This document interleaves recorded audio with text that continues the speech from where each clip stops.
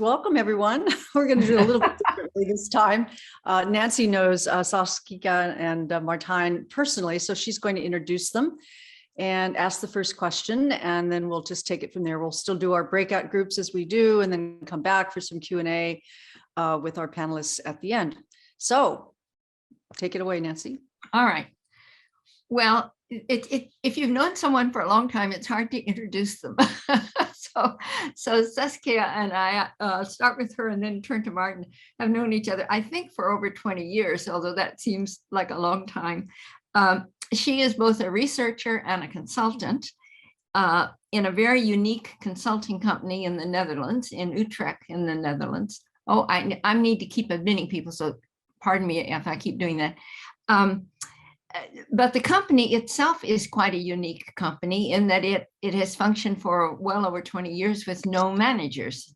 So that's quite an amazing thing to have happened. And maybe at some other point we can actually talk with her, or maybe in the Q&A you can ask her some questions about that. But I've always been intrigued by the way they manage themselves, which in very many ways is sort of a dialogic organization, I think, because they manage through dialogue. So I think she and I, Saskia and I, share a lot of thinking about the importance of people in conversation and conversation that goes on within an organization. And she's written quite a lot about that, including a very nice book on appreciative inquiry, which many of you may know about, that she co-authored with other people in Kessels and Smith, the organization. So Saskia will learn a lot more about her, but let me also say about Martijn. And Martijn also works for Kessels and Smith and is a consultant. And he, and I should say about Kessels and Smith that they are not only in the Netherlands, but they're in Germany, in Belgium, and a small group in South Africa as well. And Martijn's the author of The Imperfect Advisor, which I've not yet read. Martijn, is it in English or just Dutch? Yeah, it's only in Dutch. Yeah. Okay, well, then I'm excused for not having read it, but the title is so intriguing, this idea of the imperfect advisor. I like the title a lot. And Martijn's in the process of doing his PhD work on change, and he's interested in stories, and we had a long talk with him. He's interested in stories and how different stories within an organization impacts the organization, which is quite a nice idea, to be studying stories within an organization. So he works with a lot of organizations around narratives and stories. And in this effort that both Saskia and Martijn were involved in, Martijn was kind of the designer, bringing groups together. So we're going to turn to him for those kinds of things.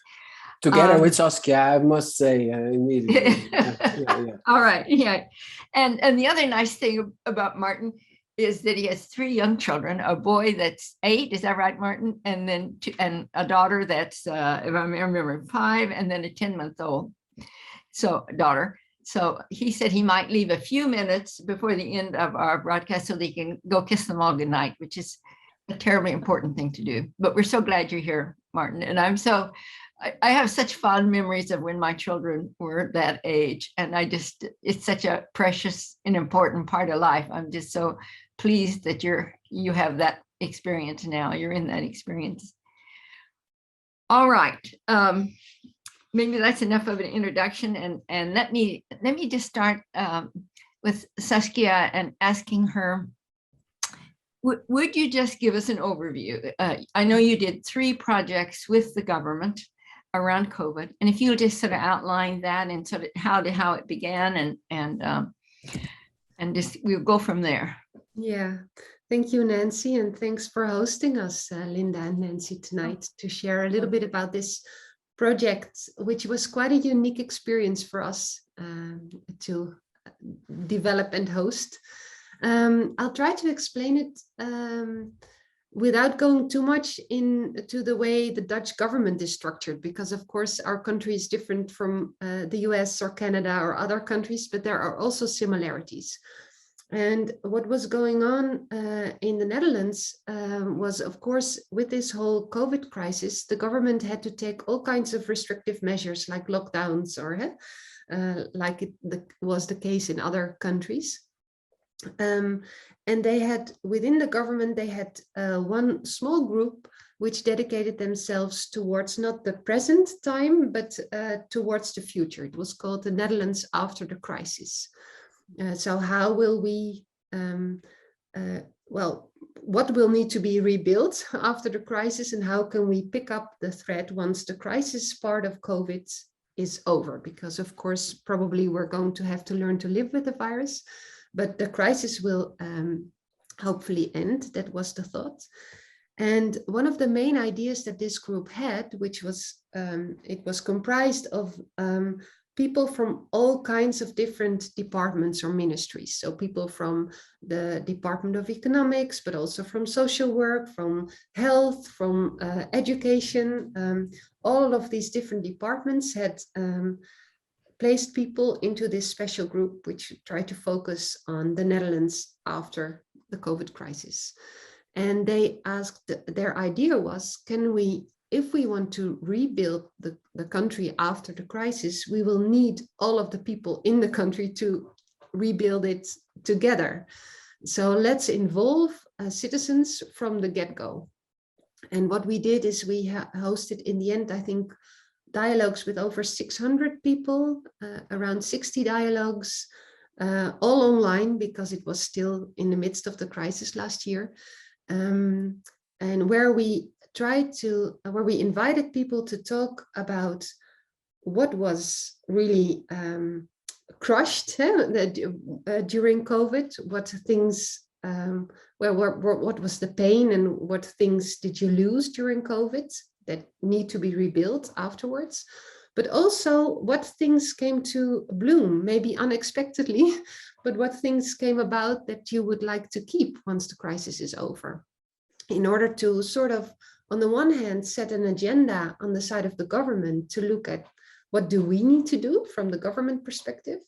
But the aim was to really do the interviews and the dialogues in such a way that it would also have a generative effect on the people who participated, so that the interview itself, the dialogue, the conversation itself would also spark initiatives with citizens who participated. That was the goal, Nancy. Yes, I like so much that goal, that dual goal, not only to get the information for the government, but also to start the conversation and to impact the people that are in it. I like that very much. And can you say, Saskia, before we turn it over to Martijn to tell us sort of more detail about what happened in them, but can you say why these dialogue circles? You could have done a survey, you could have done interviews, you could have done a focus group. Can you say a little more about that piece of it?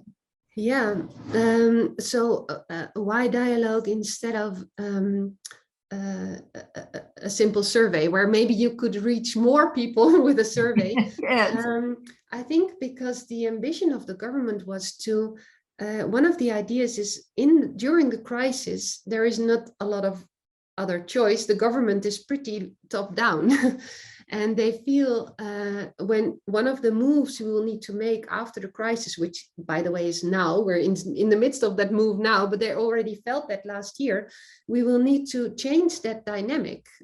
In the end, it's the people who make a country and who make society. So it's their initiative that you need and their connection that you need. And some of that is broken by all of the restrictions that we need to safeguard our health.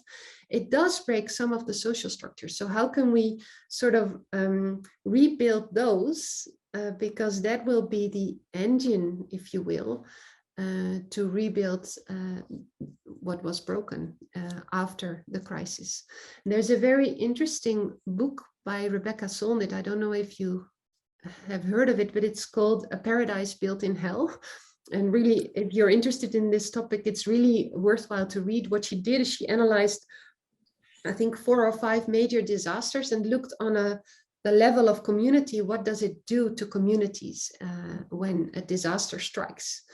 And the interesting thing is that a paradoxical thing happens. So on the one hand, sense of community becomes stronger, but on the other hand, and the initiative from the community becomes stronger. On the other hand, what you see at the end of a crisis phase is that that same sense of community is sometimes also crushed because the government has to step in and take several measures. So that's kind of like and I guess the Dutch government was looking for ways in which to also harness or safeguard the public initiative that was that came up during COVID, because I guess it was the same in the United States as it was here. During the lockdowns, people also started caring more for their neighbors, bringing other people's soup who couldn't leave the house, or taking care of groceries. So those kinds of small initiatives, how do you sort of nourish that in a way? And dialogue is a way to nourish that and make it bigger. And that was also one of the intents. Did the government get that right away, or did you have to do a lot of encouragement for them to go the dialogue route rather than the survey route? No. It was their question. It was their ambition. They wanted to do it like that, also to see how can we as a government take a facilitating role in bringing citizens together in a way that increases their own ownership and their own bottom-up initiatives. Lovely, lovely. I'm not so sure our government would have done that on their own. And at the same time, try to learn from what's being said and try to understand what can be our role. And so they didn't think, oh, we won't need to do anything, let the citizens do it. They were explicitly looking for what do we need to do, and they did build their own agenda based on it. Yeah. So Martijn, I know you got really involved in setting up the interviews. I'm curious, how did you find the participants? How did you sort out who to bring into the dialogues? Yeah, that's was an important part for us. So, I mean, how do you invite a country? That's a very tricky question.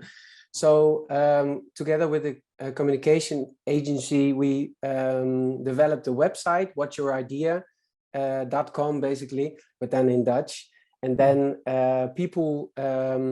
we try to get people to that website and try to engage them in the flow of the project.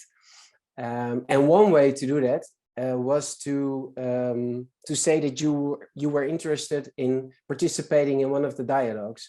And because we knew that for a good dialogue, diversity is important, we wanted to know something about these participants. So we wanted to know male, female, what's your age? But also we asked about the highest education that they've done and the region in the Netherlands where they were. And then we were able to, when we organized the dialogues, to make mixed groups so that people from different bubbles and different backgrounds would meet each other. Nice. And we did another thing in addition to that, because we asked local mayors and aldermen to host the dialogues, even though they were online. So people from all parts of the country would be there. We thought the best way to get a good dialogue is if you also have someone who hosts it, who invites it, and who's there. And we asked people from the local government to do that. And we also asked them, would you please invite 5 people to the dialogue from your own city or village, whom you feel should really be involved in this whole discussion or thinking about how to move on after the crisis, because they are, for instance, impacted very much, and people whom you assume won't be so fast as to read that website, because we know from all kinds of other experiences, there's a certain type of people who will go to a website and even hear about it. There's also people who are very important to involve who never check those websites or would, so they would benefit from a personal invitation. So, and all mayors did that. So for instance, one of them asked the child mayor from his city, who was an 11-year-old boy, to participate, but also some people who were refugees in the community whom were invited to join. So that really increased the variety of the people who were at the table. And at the end, still, we felt we hadn't heard enough. We missed out on certain voices. So in the end, we went outside to hear and speak to and with still other people that we hadn't heard a lot before.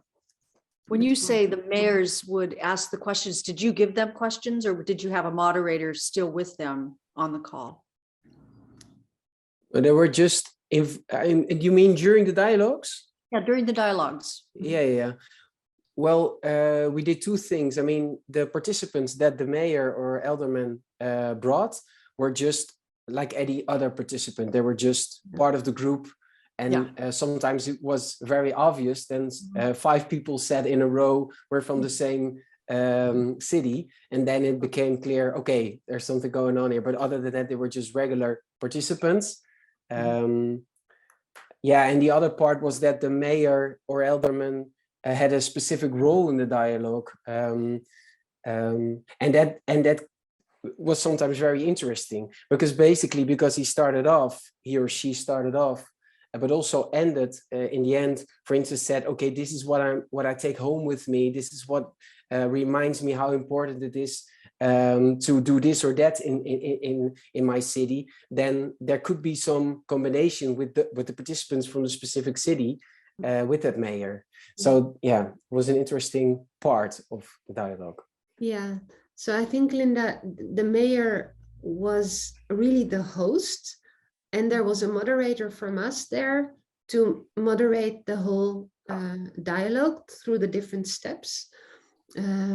So the role of the mayor was not so much to ask questions, but to open up the discussion by telling his or her own story first. That it would really open up, and to listen and sort of also receive everything that was heard. Yeah, I would think that would really give a lot of credibility to what you were doing because he was hearing it directly, what his people were going through. For the people who participated, it felt like the government was at the table and Exactly. participating and learning firsthand. So not only secondhand through the reason, but also firsthand of what was going on. And that contributed a lot, especially because some of the mayors got so enthusiastic that they stepped in to the little experiments at the end. And Martijn, do you remember the apple trees? Maybe it's nice to share that story. I don't know the apple trees anymore. One of the mayors, okay, then I know that one. You probably know another one. But at the end, it was one of the dialogues on, I think it was on happiness. And somehow one of the ideas that was generated was to plant apple trees and pear trees in a community as a way to also grow community. He literally invited everyone on the call, so the people from his own village, but also people from outside to come join, and he would find a place in his city to plant those trees. Yeah, but he was not the only one. There were more who sort of got involved into the experiments and little steps that came out of the discussion. Yeah, and another it might be nice, Martijn, to just say the whole sort of the structure of the whole of the dialogue, because you mentioned 2 or 3 little things that happened. Can you just sort of what was the structure of the whole of the dialogue? Is it nice to show maybe some of the sheets? Also, that would be really nice. Yeah. I think I have them, or are you opening them already, Sas? Yeah. Oh, you have them. Yeah. Sorry. So besides introducing everyone to everyone, the starting question, the question that we opened with is what got stuck and what has seeded in this period. And the question was like, well, it's here on sheet. Would you tell a story or give an example of something that got stuck that has seeded? And it may be nice to highlight that it was very important that people could tell a story that they experienced themselves, but it could also be something that they've heard or seen around them, maybe read in the news or heard on the news or read in the newspaper. So it could be one of those hearsay things as well. I mean, I'm worried about this or that. For instance, people noticed that when they were more at home, for instance, they said, so I noticed that a lot of people in my neighborhood are very lonely. I mean, no one is visiting them, for instance. And these were the stories that people brought to the table. While sometimes there were also people that had a story from their own, you know, like I'm having a hard time in a very small apartment with my 3 kids. to educate them, and I have to attend at work. So it's hard to combine these things. For instance, a more first-hand story of someone, and all of these stories were they were not in the group like as we are sitting right now, but we invited them to first have a one-on-one conversation in a breakout group. And we did that because we wanted to make it inclusive. We knew that we have people from different backgrounds, sometimes even with language issues. And then that's why we thought it's necessary to make a very like easy question, an open question, and to answer that in a very small environment in which you feel invited to ask questions and tell your story. And then we brought them back to the bigger group to interview them. But as one of the success factors, as we call them, was that it would be inclusive and inviting for everyone. So we could hear and listen. Yeah. And you just also highlighted, Martijn, how the mayor would go first. And that was such an important thing. So we would say, okay, we would like everyone to share a story about something that got stuck or something that seeded, that you're happy about, that you wouldn't even expect. And then the mayor would tell his or her story first. Yeah. And then people would go into the breakout group and do it and it was such an important thing, a way to open. Would you like to hear some of the stories that came out of it? Would that help before we proceed on how we went further? That would be nice. And I also like the idea that somehow the mayor made it legitimate to talk about things that went wrong or to. And they talked from the heart, all of them.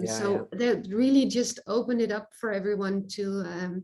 Yeah, but we also prepped them a bit. I mean, we always said, make it personal. Don't make it too abstract or big stories, but try to make it very personal about what you've experienced yourself, because that it helps, so that it helps the dialogue. Yeah, that makes sense. And what would happen then is we would, I will just give you a chance to read. So these are some examples of stories that people shared about what got stuck or what got.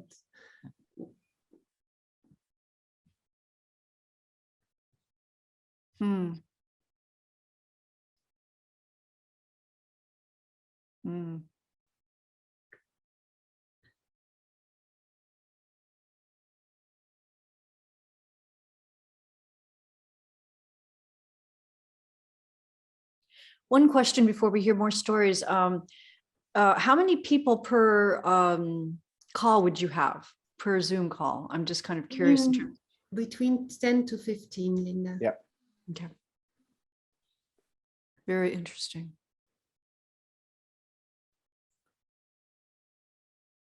I think I read in your article that it seemed like the people who were more retired or more elderly, they rather liked the time, right? Because it was restful.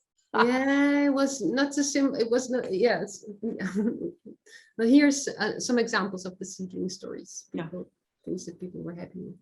The seeding meaning positive stories. Positive, yeah. What came to blossom or what came out. That's all right. We'll just be quiet for a minute and let people read.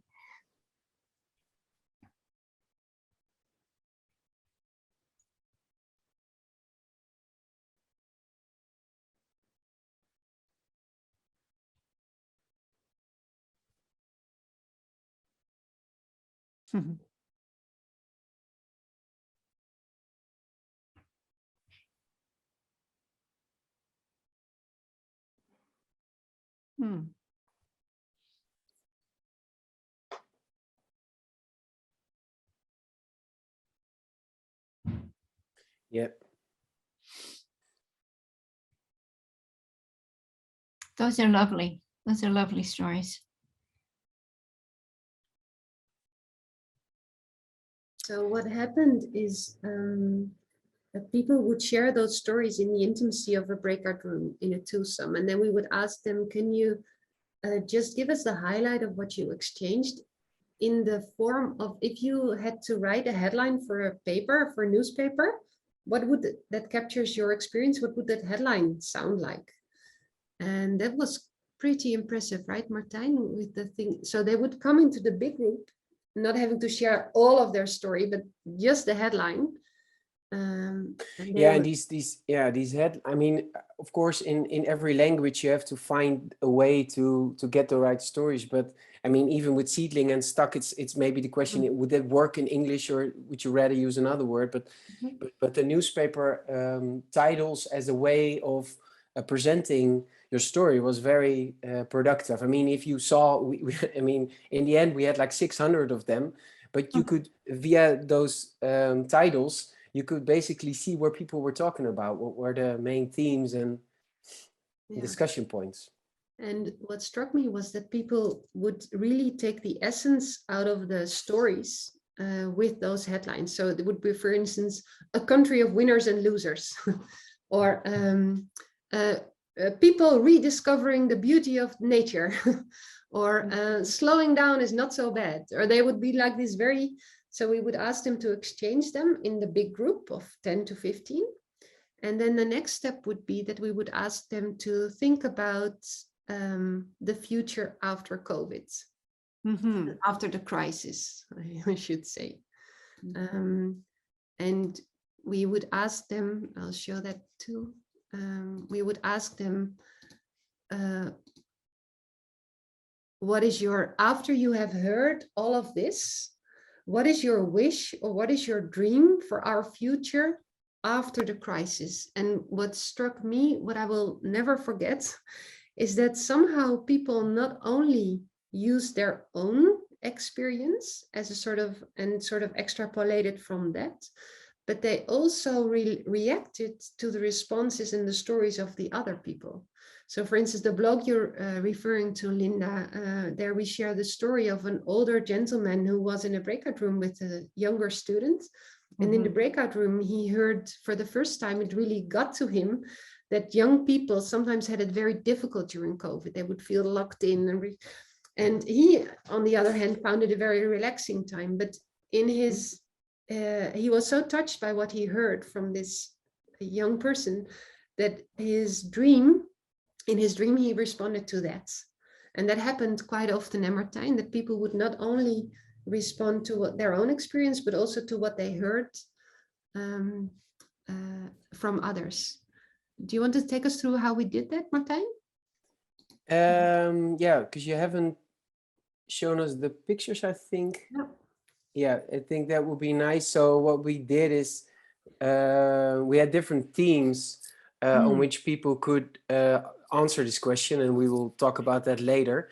But then we, for every theme, we try to find pictures that would help people, we thought, I mean, to think about it, and not only using their heads, but also use like pictures to improve their thoughts or improve their way of being creative in that sense.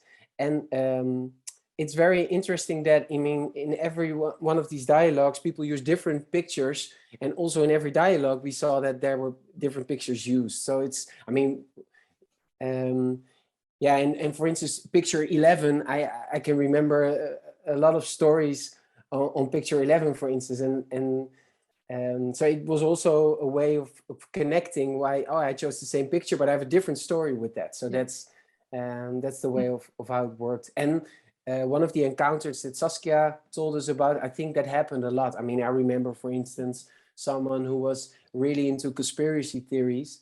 And then, I mean, other people who didn't, I mean, you read about that in the paper, but you most often, you don't speak to people who were in those theories. So, and there was really a nice conversation in between people, and also in the dream phase of the dialogue on how to bridge the different groups that have different thoughts about society and what is necessary. Yeah. And what was very touching is that person, he explained that people in that phase, he was very lonely, and he was going on internet, and there were people listening to him, and that's why he got into the community of all these conspiracy theories. And then at one time he was at work working with kids, and then one of the parents of the kids, the nursery where he was working, they said, come to dinner with us. I mean, come to our home. And we because they knew he was that he was talking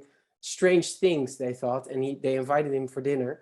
So, and it was very touching because in that dialogue, people were really interested in how does that work and how can we make reconnect to people who are in that process.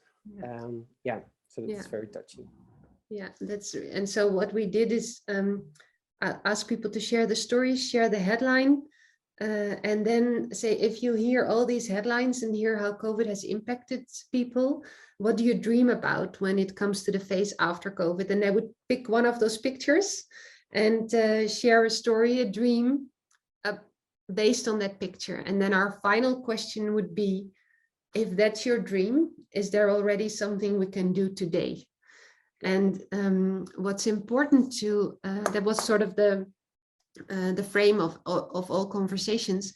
And what's important to note, Martijn is already hinting on it, the different dialogues had different topics, because we did a couple of dialogues. The first 10 or so we did, we used them to sort of also see what are the topics that people want to talk about, which was really interesting for the government, because people don't organize their dreams based on the organization of the different ministries. So the topics would cross all departments, which in the end also facilitated these departments working together, but we'll get to that later. But we used the first 10 dialogues or so to find out what are topics that people are interested in. And I'll show them to you. Because what happened is that, so some were on happiness and leisure, relaxation. That was a topic that for a lot of people was impacted very negatively by COVID, just like health. But there was also nature and environment, there were a lot of seedling stories about nature and environment, reappreciating and revaluing nature. We also had dialogues on education and work, on living together in society as a community, on welfare and well-being of everyone, and how people live and how they transport. Yeah, so the one, two things, oh, sorry.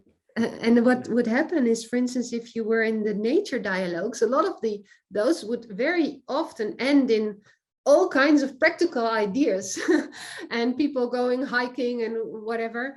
And whereas, for instance, the happiness and relaxation dialogues would often have a much more quieter way of connecting, and they would often end with people exchanging phone numbers because they were happy to have met someone who also was able to share their story about feeling lonely or whatever.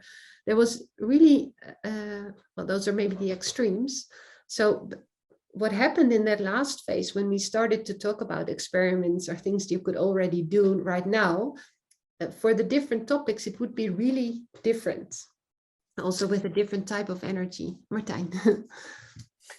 So if I understand, I just want to kind of make sure I get it. So not only were you gathering information for your government about these different themes, but you were also allowing networking to take place, which really helped your participants connect up around these themes, right? For sure. And that's where also the mayors and the aldermen would sometimes step in and say, this is something that I can do in my village, or Lovely. Yeah, and there's two things I can say about these topics, is that we really wanted words and language of the people in the dialogue. So not too much government language, but really the language that they used. And the funny part was that they combined all these different themes with each other. So, I mean, we could have a theme on nature, but then, I mean, some of the participants combined the different themes to make ideas. So they were much more creative in that sense, that how, for instance, the government is organized. They didn't think in those departments. They thought much broader than that. Yeah. Would one of you or both of you tell some stories about what the dreams were? You put that nice list up, but what were some of the dreams that people had when you asked that question?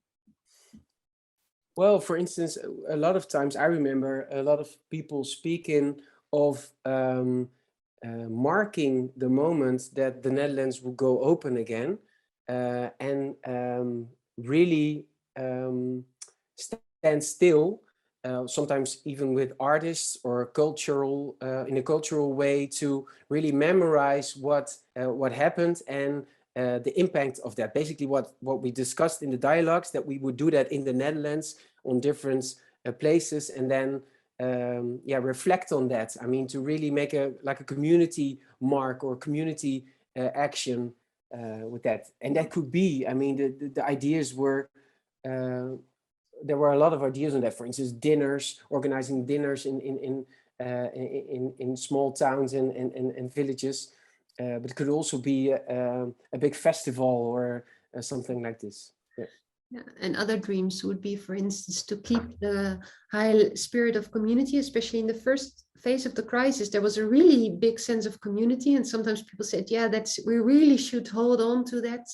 Or I'm walking outside now, people are appreciating nature, we should really, this will be a reset in our way of thinking on how we live together with nature. My dream is that we really keep that, or that we will change our way of living to be more healthy, and not just seeing health as reducing sickness, but seeing health as a positive health, something you can, those were, and not having winners and losers, and taking care of each other. Also the people who were impacted more, that we as a society would take care of them all. So what you would see is, in the last question, if we would ask them about experiments or things we can do, they would very often mention things that they could do on their own, but they would also always include the government. The government also needs to do something. We need them to help in that regard. And those were things that we would feed back to the government, because that's also their question. We also want to hear also the civil servants and policymakers who were not at the table. They wanted to hear what's being said. What's the what do people talk about? What are they worried about, or what did they dream of? And we decided not to summarize it, but to really the little stories that you just saw on the slide. We used a lot of those to feedback, and we were one of the things that we were pleasantly surprised about was that the civil servants would also keep those stories intact. So those ended up in policy documents, and even there was a report for how to proceed. Those little stories would stay intact in the language, as Martijn said, in the language of the participants themselves. And I'm still not sure what that says, but I do feel that those little stories, there's heart in them. There's not just data, but there's in a few lines you can read the pain, or you can read the hope of people. We got a compliment, for instance, of the director of like a statistical agency in the Netherlands, who investigates how people in the Netherlands think of different things like the economy, but also Corona. And he said, we work with numbers, but you basically tell my story, the story that we tell with our organization, but much more from the heart, because you use those stories. And he was triggered by that. He said, you're really inviting me or challenging me to do the same in my agency. So I was really touched by the response from the government. I felt it like a kind of respect. So that people were respecting the stories, so writing their policy documents, but writing these little quotes in them. So it was kind of like a combination of a policy document where, we see there's I don't know the English word for it, but in Dutch we call it the opportunities for people, the gap between certain groups in society becomes bigger after COVID.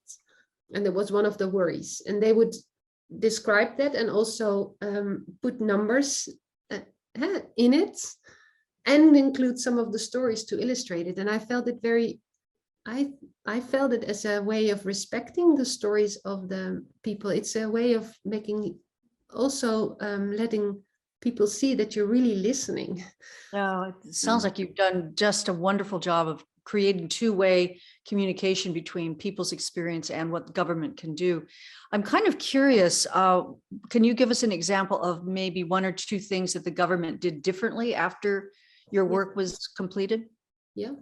they have set up, I think, 6 task forces, which is of course not in itself a new thing, but the new thing about these task forces is they were crossovers across the different departments.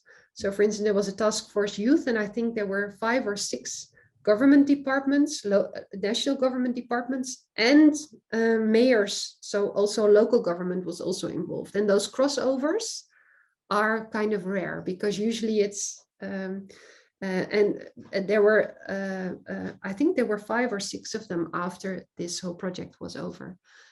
So it really, they looked for their own cooperation. Mm-hmm. Can you give an example, though, of maybe something that was real tangible that the government did differently moving forward? That's a big question. I think this is really different, Linda, that you are really saying, we see that right now youth is really crushed by a lot of the restrictions. So we really should focus on them and not just let one department do it or the other, but we really need to focus what's going on right now and what can we do right now without a year of policy making or looking from one department to the other. So they really got organized around it, is what I'm hearing. Yeah. That's great. That's wonderful. We have about 5 minutes or maybe a little bit less. I'm curious if, and I suppose to give you this, if you were to do it again, what would you change?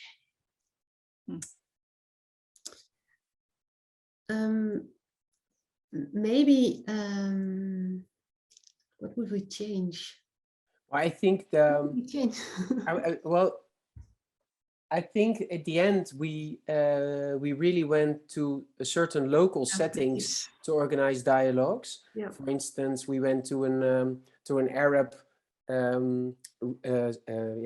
how do you call it, like an Arab region in a big city, and then we organized there a dialogue within one of these houses, and with a lot of people who don't speak the Dutch language so well, and those dialogues brought us different information and different insights.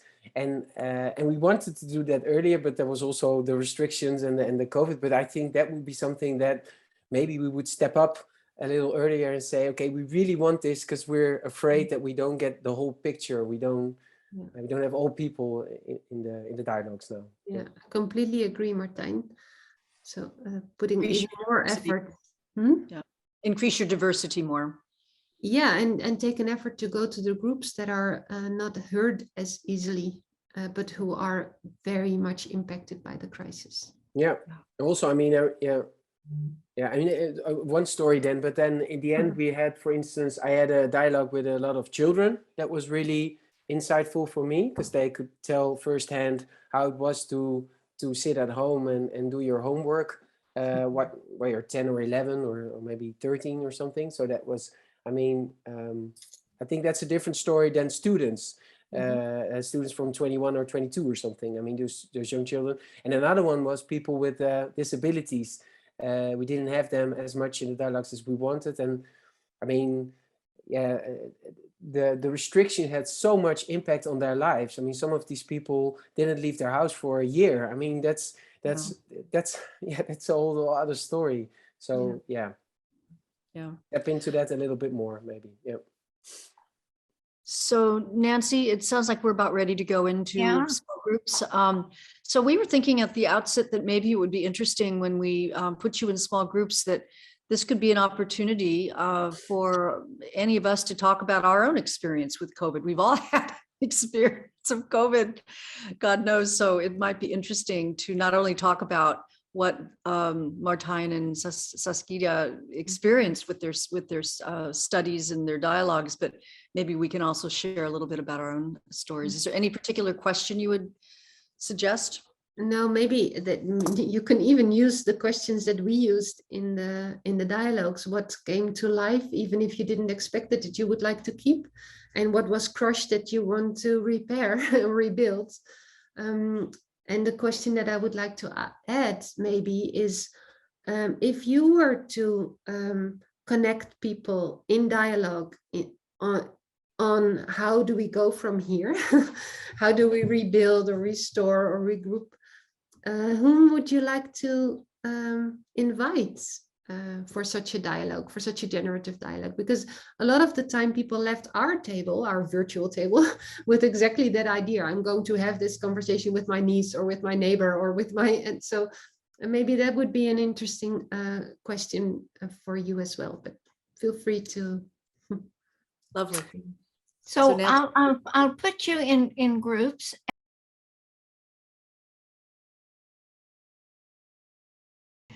We don't have so many questions, but we do have quite a number of people that have really wonderful comments that they've put in, and we should everybody should say hello to Naleka, who's just joined us because of the time. Nicole, The time difference.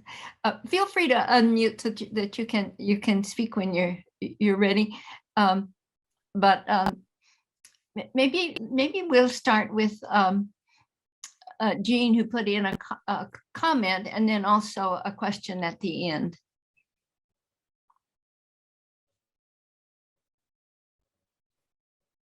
And you wanted me to comment on my comment, or the question you asked, how dialogue contributes to sense making in a post-truth world. Yeah, just one of my beliefs is that we have lost a shared meaning, a sense of shared meaning that we traditionally had many years ago, and that when we're in dialogues, we get to see how other people see whatever it is we're discussing, and that helps me make sense of my world, which and creates more nuance in my own views out of my willingness to suspend my beliefs and listen and integrate the beliefs of others. That gives me a sense of safety and security and understanding in my community, and I think that's very valuable. If anyone wants to comment on seeing that take place. I surely feel that as well, Jean. I have had so many conversations with so many people in other countries that never would have had before. And I don't know that that's because of, I think it's because of Zoom more than it is because of COVID. But there is this sense that I feel connected across the world in a way that I haven't ever felt before. And it's really quite wonderful. Yeah, Daniel. A reflection that we got from a lot of the participants, Jean, that the conversation, let alone what came out of it, the experience of having that conversation, especially last year. So this was all last year in the middle of the lockdown. So for a lot of people, it was maybe for the first time or a very few times that they spoke to people outside their own bubble. People that they didn't know and that they would share a story with, and then discover I'm not crazy, or I'm not the only one who is experiencing that. Even the experience of putting into words what you are experiencing did something, it grounded people, especially when you do that together with others. So that's what we got from it a lot. Sorry. Daniel, you had a comment that was a little bit different, but still on the same line. Maybe you want to talk about that. I was particularly interested in what masking does to our relationship. Well, we talked about a lot in that short time there. I just picked out a few things, but I think several were kind of intrigued by how our social relationships have changed. It's sort of obvious we're talking with people in other places more through Zoom than we did before. But I find, I travel around the city a lot less than I used to. So more of the time, not counting the time I'm online, I talk more with my neighbors than I did before. And I do more of my errand running locally if I can. And so I've gotten to, reacquaint myself with like the local library, which I didn't go to for ages. Somebody there recognized me from 30 years ago, which was quite a trip. But then we've also developed this strategy because of COVID. We we can hide from each other more easily than before, somebody in our group said. And so whether you do it consciously or unconsciously, we wear masks and dress more casually, okay, and we go out in public, but we're not seen. Yeah. And so I think for one, I'm wondering just how our social lives have changed because of this, in ways we still don't know. Yeah. Yeah, definitely. Any comments, Saskia or Martijn? Well, Listening mode. Yeah, Martijn. yeah, no, so I mean, what I recognize from what Daniel is saying is that you see both things. You see more loneliness. So people are saying, I don't have much family ties and friends, and I'm here all alone. And because of the masks and the restrictions, I get more lonely than I was before. And on the other hand, you see that people are telling stories about, I'm helping out my neighbor who's so lonely. And right now I got to know her, and I didn't even know her before. And right now we're starting off a relation because of COVID. So basically, in Daniel, what you're saying, that, and I recognize that, and in the dialogues, is that both is happening, I think. Yeah, Both is happening, absolutely. Renee, you had a nice headline. You want to speak about that one? Yeah, I was reminded how much culture matters. And we had Elizabeth from Brussels on, and it was really interesting because she's your neighbor, even though I've been in the Netherlands. And she explained that really a strong dialogue tradition has developed in the culture of the Netherlands post 9/11. And we talked about, you kind of have, in response to a trauma, you have a couple of options. You can come together, or you can isolate and polarize. And I happen to live in a culture that polarized. But I find your example really inspirational. And also, it was interesting, even though, Nancy and I are both in Texas, maybe you can't find a place farther away culturally from the Netherlands than Texas. But Zoom has been wonderful, because even though the larger culture we're in doesn't encourage dialogue, it has facilitated reaching out beyond the boundaries of our community to find people all over the world. And so it is true that I too have been on more Zoom calls with people in other countries. And so, that's a good thing. Yeah. One thing that this all has made me aware of is self-awareness. I'm an extrovert, and I love being around people, and I love that personal contact, talking to people, shaking hands, hugging, and all of that. And I realized, for me, it has really affected me in that respect. But with some people, they are introverts. They don't want to be around a lot of people. And what I've also noticed is the overkill. Some people hide out behind the virtual. And now it's more convenient to do things virtually. So now people don't really want to go back and meet, in person. And then the other thing I'm gonna mention real quick, people cutting their cameras off. I've been in meetings where I was the only one that had my face on the screen, and everybody else had their cameras off. And then I'm like, where's everybody? Then it's a bandwidth issue, it's a technical problem, or something is going on. And personally, I love all of you, but I've had it with Zoom. I mean, everything is I agree, Jenny. I am sick of Zoom. I'm like, Yeah. every day. So it is really, I'm just an in-person person, and I'll just be glad when this is all done. Over with. Yeah. Great I comment. had to unload. I had to let all of that out. Thank you all for letting me share that.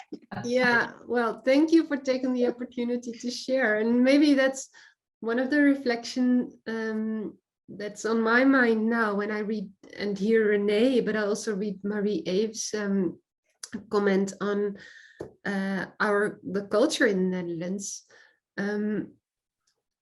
What I liked a lot about the dialogues is that we didn't need consensus. So it was not about consensus at all, which is interesting. That is something that is in the Dutch way of doing politics. We always do we call it polderen, talking until you get. But sometimes when you do polderen, you get, well, nothing. And what I liked about the dialogues is that people were completely free.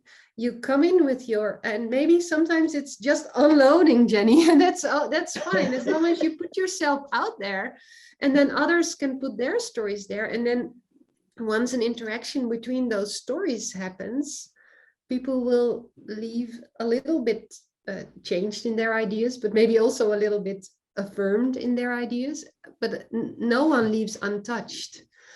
And what I liked when we would ask the final question, what's on your mind? What do you take away from this? Everyone has their own answer. And sometimes in some dialogues, there would not be consensus, but there would be kind of like this sense of sort of alignment, but not all the time. And then it can still have been a very good dialogue. And yeah, I feel it would be good if we would have more of those kinds of conversations, not looking for consensus, but looking for exchange and learning from each other and being willing to shake the tree inside your own head a little bit. I like that idea very much, Saskia, that maybe we focus too much on consensus, and when what we really need is just to hear others rather than trying to come to some agreement. I think the story that Martijn shared of this one person who was into some of the conspiracy theories, or the more the fact that he felt able to share his story in that dialogue, and the fact that people felt they didn't have to convince him of anything, or that they could just talk about what is it like to have that kind of thoughts in your head and to be criticized by it and to feel alone by it, with it. What's that like for you? I mean, the fact that that people could find that kind of space because it was that type of conversation. You didn't have to make a plan together, or you didn't have to advise the government, or you didn't have to reach an agreement. You could just listen and talk. Yeah. And one other thing, based on what some of the reflections and questions in the chat, I mean, I wouldn't romanticize, how do you call it, like our country. I mean, in terms of dialogue and consensus. You're not perfect? Yeah, we're not perfect. No, I mean, yeah. And it's, I mean, in the midst of polarization and different groups and people that don't find each other, and how do you call it, a government that there's a big space between the government and the people. And there's a lot of polarization also in our parliament. These dialogues were there. So, I mean, also to be hopeful. I mean, not to say that, for instance, in the USA, it's more difficult. I don't think so. I think it's possible. It could be possible in a lot of democracies. Oh, yeah, I see Sharon doesn't agree with you, Martijn. What do you think, Sharon? You're on mute. Yeah. No, that was one of the things that we were talking about in our breakout, about the difference between, just the cultural possibility generated by the government to even engage in a process like the one that you described, versus what happened in the United States and continues to happen in the United States in response to COVID, is an increase in polarization, an entrenchment in polarization and a pandering to polarization. The thought that anything like what you did could arise here, except perhaps as something that Joe Biden might do and everybody else would laugh at, it seems well nigh on impossible. And that being said, in our cultural and historical development. Yeah, I can totally relate. Having said that, Sharon, and recognize the truth in what you said, I also know that there are over 200 groups in the United States, small groups I give you. Yes, yes, But yes. groups like the group I belong to, like Braver Angels or Living Room Right. Conversations, Right. or there's so many groups that are bringing people together with the intent of building understanding and community, that I have great hope out of that. It's probably not touching more than 15 or 20% of the population, but it's growing, I think. Yeah, I would wonder if any of you see opportunities to start your own dialogue. Yeah. What I think possibilities do you see? Yeah. Yeah, just like I said, I was just invited to a group that's going to be meeting for 6 hours just on the topic of surveillance. That was phenomenal to me. That, so suddenly these groups are beginning to multiply and spread on various topics that we do need to talk about as citizens, which is great, because we keep waiting for politicians to solve all our problems, when really the citizens need to get together and really start talking amongst ourselves to see how we feel, and then we can advocate. So I'm encouraged by that. There's a lot of power in Yeah. that, for sure. And Jean, did you also raise your hand? Yes, I have run dialogue groups for several years in the past, and I am in the process of starting a local drawing together the local group that was engaged in dialogue, and practicing a little with that group to reground ourselves in the skills. And then I thought about just putting an ad in the paper, or I like the idea of using an important person in the community to call for a public dialogue, and then use the people that have had some practice in it as facilitators in the breakout rooms to give some light guidance and contextualizing to it. Yes. So you already see it in your mind's eye. You already see it happening, right? Yeah. Yes. I'd love to touch with you on that. Maybe we'll have you back on our program, and you can tell us your experience. Yeah. I'd love to do that. Yeah. Yeah. Mary-Eve, did you want to say something? Yes, I'm curious about things that are changing because of COVID, but are not talked about.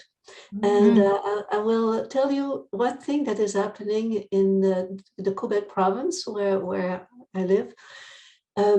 It is the low-paid jobs that people were considering as very unimportant in our society. Suddenly, during COVID, became very important. I'm talking about people who clean, nurses, aides who clean old people, people who clean floors when you need to disinfect, and people who deliver food, who deliver all this. Now they have a bargaining power, and we've seen in Quebec people asking for substantial raises in their salaries. And I think this is good. It is a good happening that we were pretty snobbish, people who are educated, regarding jobs that are so essential. So that's one thing. And I think it would be worthwhile talking about jobs and power, or where in times of crisis, who really keeps this society together. And so that's one topic that I would like. And there has been others, but this time I will just mention this one as an example. Glenna, do you want to give a sense of what got you very excited about your group conversation, and what might have unfolded if it had continued? And you're on mute. I'm not sure that there's much more to add to. You've actually heard from 3 people in my group. So I think a lot of it really was evoking self-awareness, and it was actually it was a generative conversation in terms of, at least for me, of, as we were talking, becoming more aware of who I am. And so that was one of the themes I think that I shared. So, and it brought up a whole lot of questions that we could have talked about for a very long time. So, and I think a lot of them really revolve around identity. both our personal identity, and then also what's the meaning that has for collective, who we are collectively. And Robert might have something to say in response. Oh, see, Jamie and Robert were in my group. Yeah. As was Danielle. How come you don't have your hand up, Danielle? Okay, I think that's enough for me, though. Thanks for And asking. Robert, why don't you go ahead and then we'll go over to Jenny. Okay. Well, the way my mind works, I'm in 3 different places at once with this conversation because there's been clearly the plus side that's been discussed and the downside that's been discussed. And here we are talking about the future in context with this whole pandemic as if it's over. And I don't know that. And I don't know that because it's not, for one. And for two, I'm working with folks in other parts of the world, particularly in Africa, where, 15, 20% maybe have had a chance to get a vaccination. So I imagine if this call had been populated by some of those folks, there would be far less of the positive learning and the self-discovery that feels good. It would be largely self-discovery, as I think, in the worst sense of it, as people in the Ukraine right now are experiencing a different dark kind of self-discovery that, So that's on my mind, and I have friends in the Netherlands and greatly appreciate it. But as Annette has indicated in some of her notes here, it's almost homogeneous compared to the United States. And I know that's an exaggeration. It's not homogeneous, but it certainly is almost compared to so much of the United States. And I don't think that should stop us from exploring how we can do this kind of dialogue development here in the slightest. And I do believe it's happening, but I do think you have to look at what's different in different places. For sure. Yeah, great addition. Thanks, Robert. I just wanted to share, I work with the Virginia Department of Corrections, and we have over close to 3,000 employees. And we have broken up into dialogue groups and talked about how COVID has affected us as far as work outside of work in the community. And we have a healing environment initiative. And one thing that I don't hear people talk about a lot is grief and loss. Yeah. And a lot of people are grieving because a lot of people died, lost their lives, and it has affected a lot of individuals. And that's an issue I find that people gloss over, because I know in my culture, we were trained, to be strong, and we don't know how to address people that have lost a loved one, or we don't talk about it or don't deal with it. And people hold that in and it manifests itself in another way, or people act it out in different ways.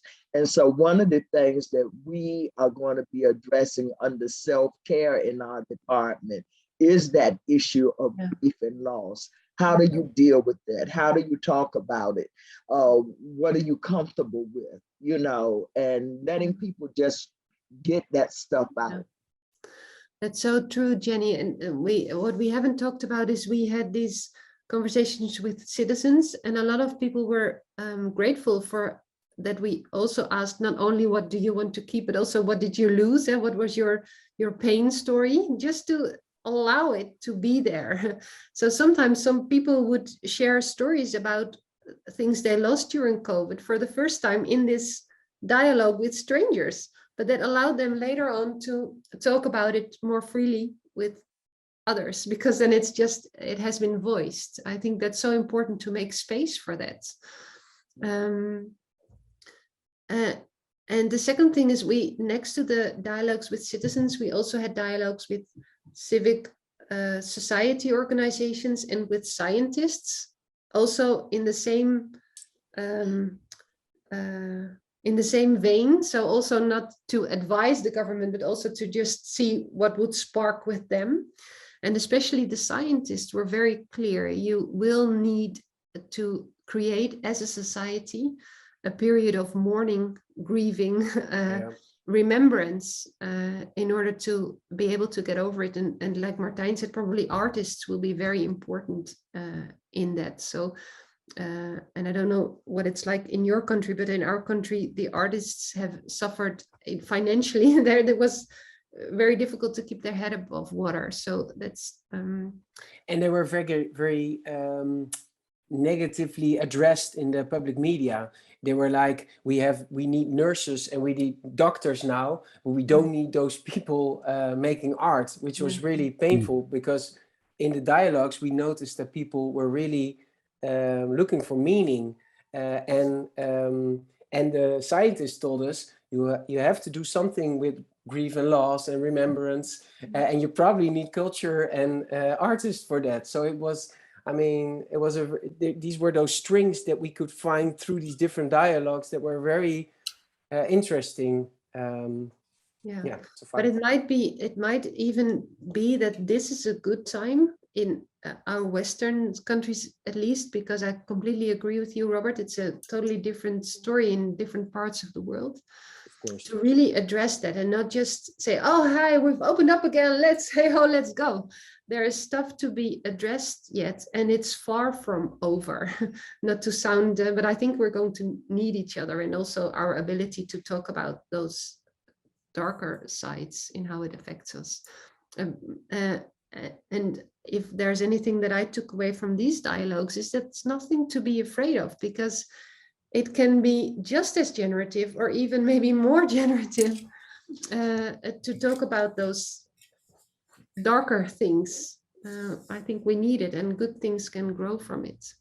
I think things are already popping up here. Daniel, you have your hand up, and then we'll go to you, Sharon.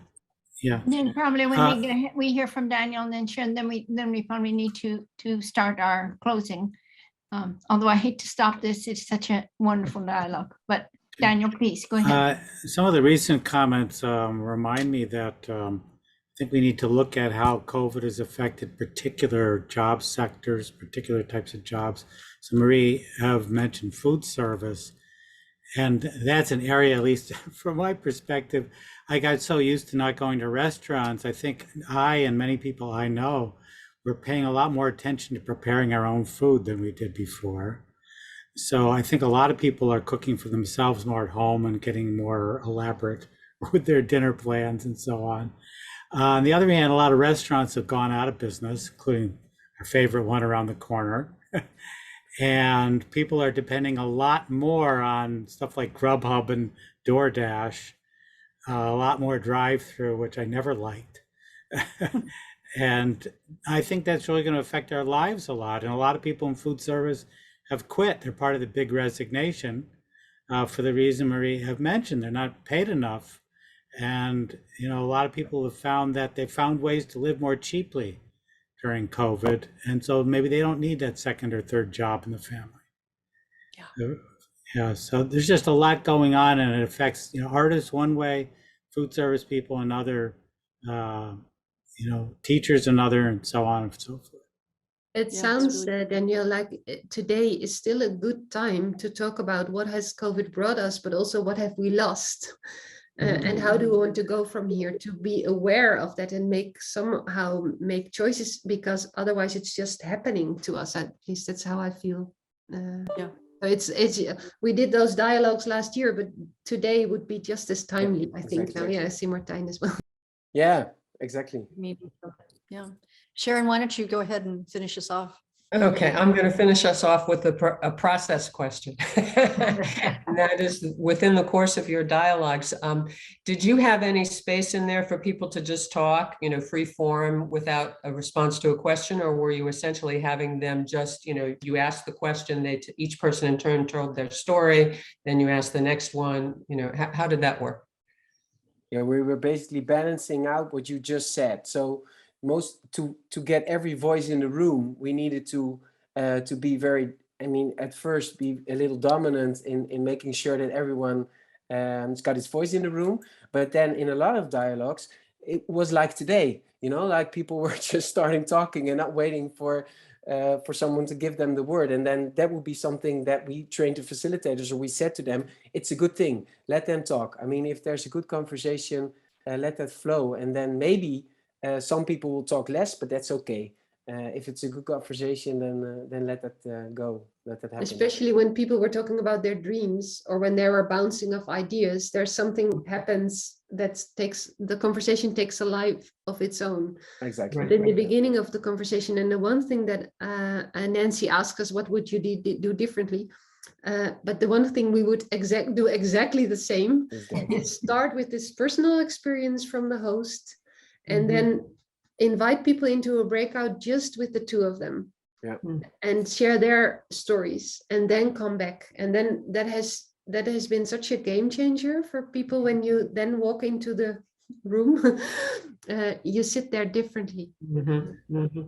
Great. I think there's something that I've learned for a long time, is that if you feel like you know and are known by at least one person in a group, it frees you in some way to be yourself. And we don't often think about that, but I believe it's so. You need to be known by one person in the group. Yeah. So even, I mean, to add to that, I mean, we told people, tell us something about your headline, but then some people started talking for the other person. So the headline of the other person was this and this, and then they started talking about the other person, which was really exactly what you say. I mean, people were really like, okay, I'm being noticed, I'm being heard. Yeah, that's right. So what I want to do now is introduce you to Thomas Krog, who's going to be the guest next time. And he couldn't be with us today. So I have a video, and if I can manage to skillfully play this, I'm going to try. Okay. All right. Can you see Thomas on my screen? There, all now right. you can. Okay, great. Okay, here we go then. Hi, everybody. I'm Tom Klug from Germany, and I'm a member of the Academy of Professional Dialogue. And I have the honor and pleasure to talk to you next time. And the content of what we will deal with is how I got to the dialogue through learning organizations, through my stay in the United States, and the chance to learn from Peter Senge and Bill Isaacs and Peter Garrett directly when I was working there. And so that is how I got there, and how I applied dialogue in different situations. On the one hand, I was working for Continental, so I tried it in the corporation, and I failed miserably because the corporation wasn't ready for this. And then when I returned back from the US to Germany, I started with a consultancy. And from then on, I applied dialogue in different change and transformation projects, also at university when teaching change management, and different other applications. We had trainings with international students. I had a huge project in Pakistan, and I can talk a little bit about this.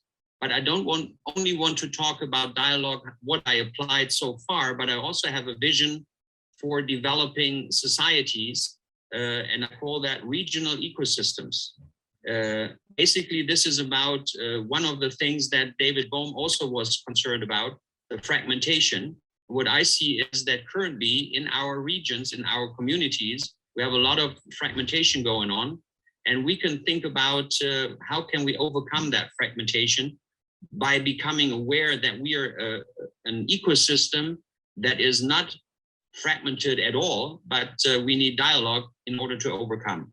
This is something we want to talk in the talk in April, and I'm looking forward to meet you there. So that is Thomas, and his talk will be on April 15th. I don't think there is yet a way you can register, but I'll be sending a notice around shortly with the registration link for you. So we're at the end. I can't thank all of you enough, not only Saskia and Martijn, which have been so great, but all the things I've heard from everyone. It's just been a really meaningful conversation for me. So thank you all very much. You're welcome to say anything you want before we leave, or put anything in the chat, but we're officially done. Yeah, any closing remarks you want to just say? We've got, on my watch, we've got maybe 10 minutes. We can hold the room together. Yeah. Perhaps I will say something about a quote from Bertolt Brecht that I was reminded when you were talking about art in dark times. And it is, in the dark times, will there be singing? Yes, there will be singing about the dark times. And I think that we need to sing and dance and play the dark times to integrate it. Reminds me of seeing a cello player out on the streets of Ukraine the other night. It was beautiful. Yeah, I'd just throw in, from the standpoint of the artists and the innocence, I have a grandson who said to me the other day when he went back to school with great glee, I saw for the first time in 2 years the face of my teacher. I thought that was pretty profound. Yep. Nice. And I just want to say, I'm sick of Zoom, but I am not sick of you all, and that I love each and every one of you.